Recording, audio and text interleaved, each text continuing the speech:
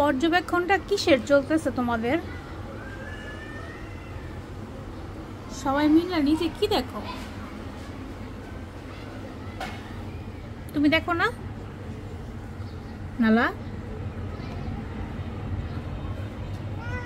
কি মেও? তুমি দেখতে গেছো? এই তো ভেরি গুড, সবাই দেখতে গেছে।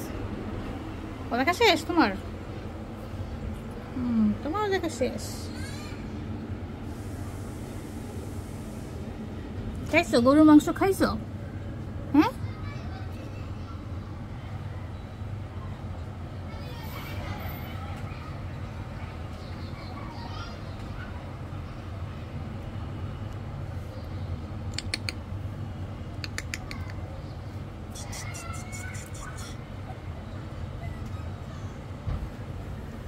সিম্বা কি বাইরে কি দেখো?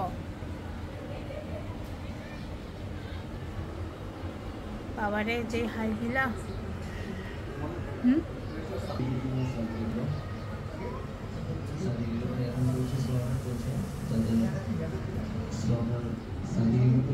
কিছু বলতে চাও তুমি?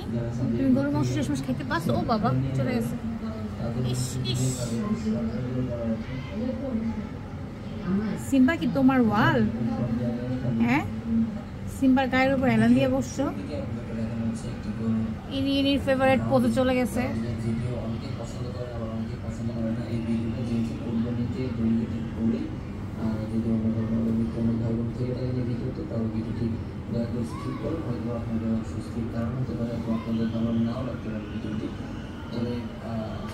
তোমার দেখা, এক্সকিউজ মি, আপনার দেখা শেষ হয় নাই? ওস কি বিরক্তই না হইতেছে। কেমন আসলে থাকে এবং সেখানে কী কী কার্যক্রম চলে, কী করা হয়, সেই জন্যই আসলে ভিডিওটি তৈরি করা। কারণ কষ্ট দেওয়া বা কোনো কাউকে আঘাত দেওয়ার জন্য কিন্তু ভিডিওটা কোনোভাবেই তৈরি করা হয়। তো গ্রাউন্ডিংয়ের ভিডিও অনেকেই পছন্দ করেন, তো তাদের জন্য গ্রাউন্ডিংয়ের বেশ কিছু ক্লিপ থাকবে এবং এছাড়াও গ্রাউন্ডিংয়ের কিছু চরম এক্সক্লুসিভ ভিডিও কিন্তু আসবে খুবই তাড়াতাড়ি।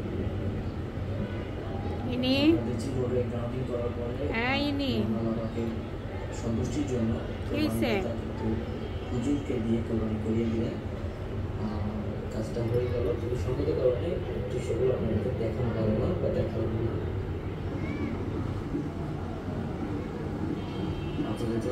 ছাগল কিন্তু ছিলছে। এখানে একটা মজার বিষয় হচ্ছে সাদিয়ার মধ্যে যে গরু এবং খাসিগুলো বা ছাগলগুলো প্রসেসিং করা হয় কোরবানি করার পরে, সেগুলো প্রসেসিং করতে খুব বেশি হলে একটা ছাগলের 20 থেকে 25 মিনিট এবং একটা বড় বা মোটামুটি 400 থেকে 500 কেজি ওজনের একটা গরু 1 ঘন্টা 1 থেকে 20 মিনিট বা 1.5 ঘন্টার ভিতরে সম্পূর্ণ প্রসেসিং হয়ে যাচ্ছে।